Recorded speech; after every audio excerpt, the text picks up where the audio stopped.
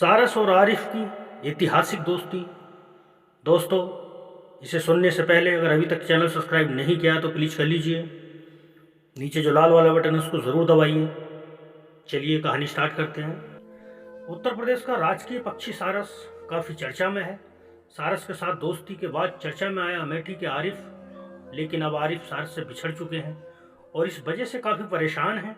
आरिफ अपने दोस्त सारस से मिलना चाहते हैं, लेकिन सारस उनसे दूर है।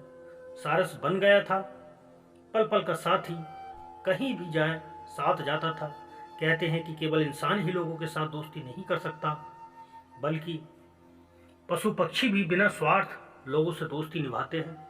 ऐसा ही एक अजब गजब मामला यूपी का अमेठी में सामने आया, जहां 30 वर्षीय आरिफ का दोस्त कोई इंसान नहीं बल्कि सारस पक्षी बन गया।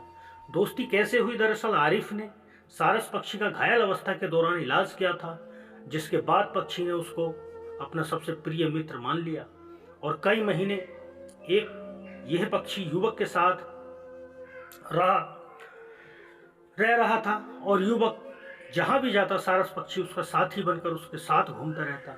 मामला अमेठी जनपद के जामो विकास खंड के मंडवा गांव का है। 2022 के अगस्त में इस पक्षी से आरिफ की मुलाकात उस समय हुई जब ये जिंदगी और मौत की जंग लड़ रहा था। आरिफ ने सारस का इलाज किया और उसके बाद सारस आरिफ और उनके परिवार के साथ ही रहने लगा।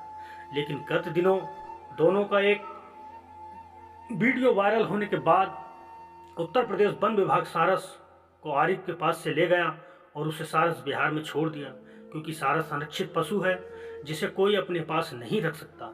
चलिए अब आपको सारस पक्षी से संबंधित कुछ ऐसी खास बातें बताते हैं जो आप शायद ही जानते होंगे।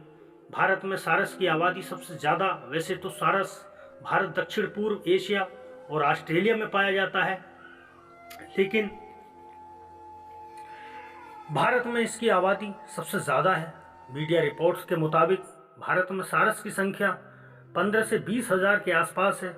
ये उत्तर प्रदेश, गुजरात, राजस्थान, मध्य प्रदेश तथा बिहार में आमतौर पर बेल्टेन्स यानी कि दलदली भूमि में पाए जाते हैं। इनका घोंसला पिछले पानी के पास हरी भरी झाड़ियों और घास में पाया जाता है।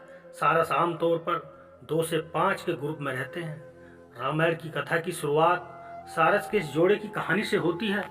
महर्षि वाल्मीकि कथा में इस प्यारे जोड़े को देख रहे होते हैं, तभी अचानक एक शिकारी तीर चलाकर एक सारस को अपना शिकार बना लेता है, जिसके बाद दूसरा सारस अपने साथी के बिछुड़ने के दुख में अपने प्राण त्याग देता है। इस घटना के बाद महर्षि वाल्मीकि शिकारी को श्राप दे देते हैं। सारस को पवित्र मानती है गोंड जनजाति। उत्तर प्रदेश, छत्तीसगढ़, तेलंगाना, उत्तराखंड और असम जैसे कुछ राज्यों में पाई जाने वाली गोंड जनजाति के लोग सारस को पवित्र मानते हैं। गोंड जनजाति सारस पक्षी को 5 देवताओं के उपासक के रूप में पूजते हैं।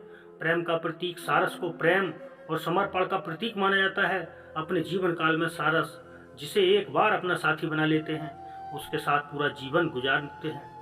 भारत में इस पक्षी को दाम्पत्य प्रेम का प्रतीक माना जाता है। कई जगहों जैसे गुजरात में नवविवाहित जोड़ों के लिए सारस युगल का दर्शन करना जरूरी परंपरा की तरह माना जाता है। सारस के जीवन को प्रेम के बिना अधूरा माना जाता है। सच मायनों में सारस जोड़ा प्रेम के बिना नहीं जी सकता। अपनी इस विशेषता के कारण इसे एक अच्छी सामाजिक स्थिति के अनुरूप देखा जाता है। पैर और चोंच एक साथ चलते हैं। सारस के बारे में एक खास बात यह है कि इस पक्षी के पैर और चोंच एक लय में चलते हैं। इसके अलावा अगर मादा सारस 2 अंडे देती है तो पहले और दूसरे अंडे के बीच में 48 घंटे का अंतर होता है। प्रजनन के समय सारस के लाल पैर, सिर और गर्दन चमकीले हो जाते हैं। प्रेम का प्रतीक माने जाने वाले दुर्लभ सारस पक्षियों को बचाने की दरकार है। यूं तो दुनिया भर में इसे बचाने के यत्न हो रहे हैं। प्रशासनिक तौर पर भी कई तरह से जागरूकता फैलाने का दावा किया जाता है। वहीं उत्तर प्रदेश के कामठा में गत नवंबर में दुर्लभ पक्षी सारस का जोड़ा मृत पाया गया, जिसकी सूचना मिलते ही वन विभाग की टीम जब जांच करने पहुंची तो पता चला कि बिजली तारों की चपेट में आने से जोड़े की मौत हुई है। सारस का जोड़ा जिस स्थान पर मृत अवस्था में पाया गया वहां पास में तालाब है, जिसके साथ ही बिजली के तार मौजूद हैं। अनुमान लगाया जा रहा है कि उड़ते समय सारस का जोड़ा उन तारों की चपेट में आ गया, जिससे दोनों की मृत्यु हो गई। अनुमान ये भी लगाया गया है कि इस घटना के 3 से 4 दिन पूर्व भी हो सकती है। शाम तक सारस के जोड़े का पोस्टमार्टम कर अग्नि दे दी गई। जानकारी के मुताबिक दुर्लभ सारस की विभिन्न कारणों से मौत होने के मामले सामने आए हैं। 3 वर्षों में 6 सारस पक्षियों की मौत हुई है। पूरे विश्व में सारस की कुल 8 प्रजातियां हैं।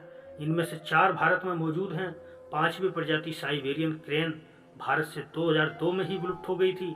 खास बात है कि भारत में पाए जाने वाले सारस प्रवासी नहीं होते हैं, वे स्थायी रूप से एक ही भौगोलिक क्षेत्र में निवास करते हैं, जो दलदली जमीन, बाढ़ वाले स्थान, तालाब, झील और खेती के इलाकों में पाए जाते हैं। इतनी कम संख्या में होने के कारण इन्हें दुर्लभ माना जाता है।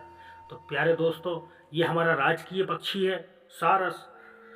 तो प्लीज़ ये पक्षी आपको जहाँ भी दिखे, आप इसकी किसी भी अवस्था में मदद करने को तत्पर रहें, क्योंकि ये हमारा राजकीय पक्षी है और हमें यही नहीं और भी पक्षियों की किसी भी तरह से मदद करनी चाहिए।